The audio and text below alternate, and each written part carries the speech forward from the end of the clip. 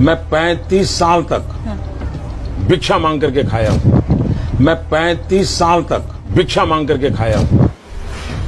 अब ये मत पूछिएगा कि साहब जब 35 साल तक भीख मांगते रहे तो क्या अक्खा इंडिया में एक भी ऐसा बंदा नहीं मिला जो नरेंद्र मोदी, माफ कीजिएगा बाबा नरेंद्र नाथ मोदी जी महाराज से एक बार भी पूछ सके कि गुरु तुम तो इतने हट्टे कट्टे हो फिर भी भीख मांगते शर्म नहीं आती। तो भाई लोग ये तो साहेब का ही जलवा है कि साहेब ने बचपन में चाय बेची मगर किसी ने नहीं देखा।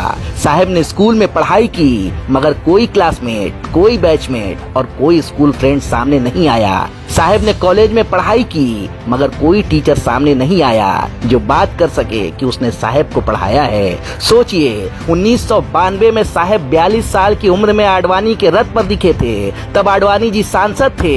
जाहिर है तब आडवाणी जी इनसे भीख मंगवा के अपना खर्च तो चलाते नहीं रहे होंगे। मतलब ये हुआ कि साहेब उससे पहले ही भीख मांगते रहे होंगे। साहेब ने कहा 35 साल भीख मांगे मतलब 42 में से 35 साल निकाल दें तो बचे 7 साल, यानी साहेब 7 साल की उम्र से भीख मांगना शुरू कर चुके थे। इस निष्कर्ष के बाद कई अहम सवाल उठते हैं।